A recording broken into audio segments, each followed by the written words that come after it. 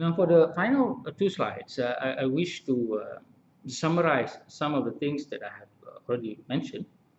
And first of all, is that knowledge that serves only specific interests or selfish reasons will not change society for the better. Meaning that we academics keep talking to ourselves among the four walls of the laboratory,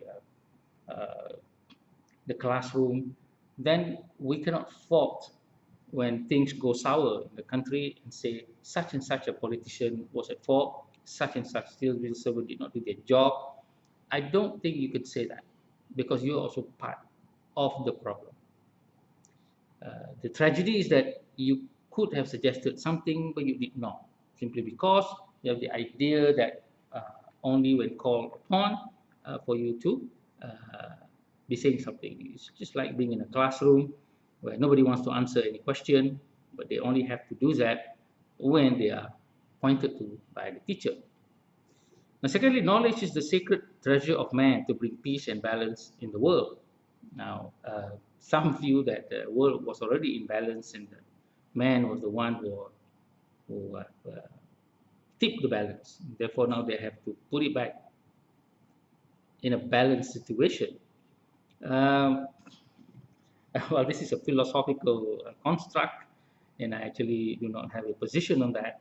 But certainly, all I know is that what we are at the moment, we may have be having great technology, but we are very poor in attitudes about each other, about interreligious faith, about suspicion of race and the idea of the other.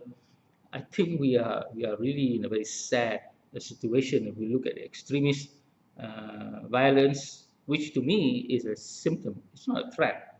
It's a symptom of a very terrible and outmoded education system, and the perpetrator are also the academics and teachers who have never grown out of the idea of the academic being someone to only impart knowledge to students.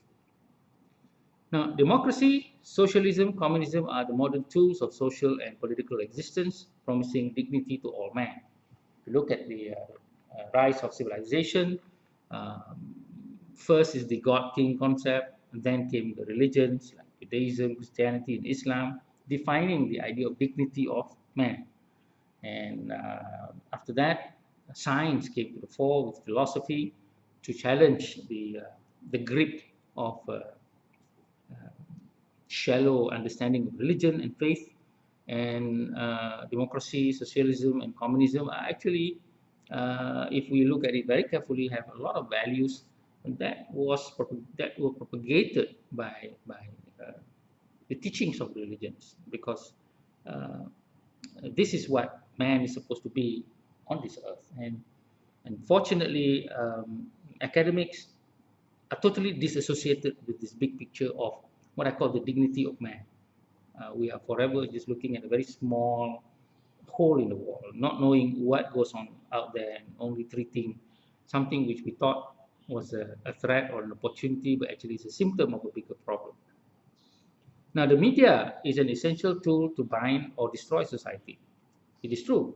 If the media keep reporting some of the ridiculous things that certain politicians and civil servants say, well, that it is. And the academics simply keep silent in their Menara Gading or the Golden Hall or the Ivory Tower.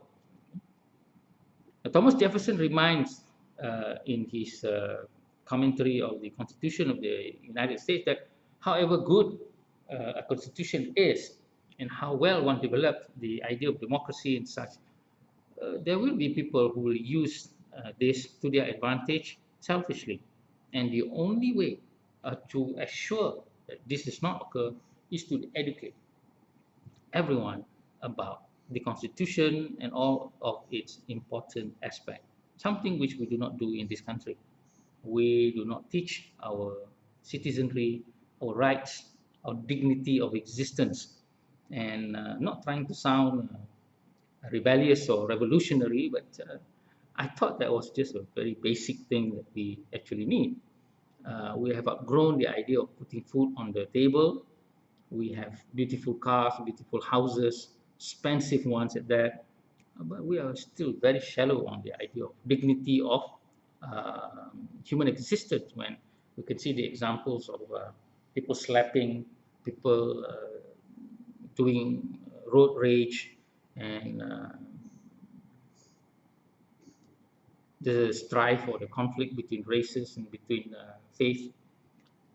That is something which is going to determine our society for the next 10 or 20 years. And if we don't do something about it in whatever capacity that we can, within a diplomatic and academic framework, then we are as much to be blamed, and our progeny, our children will suffer this situation. The academic wields this weapon of mass enlightenment or destruction. Uh, Sad to say that there are also academics who would play up on certain racial issues and religious issues just so that they can be popular with the certain politicians and then actually get promoted for their views, which is very destructive. And they have used knowledge selfishly to gain something which in essence destroy other things.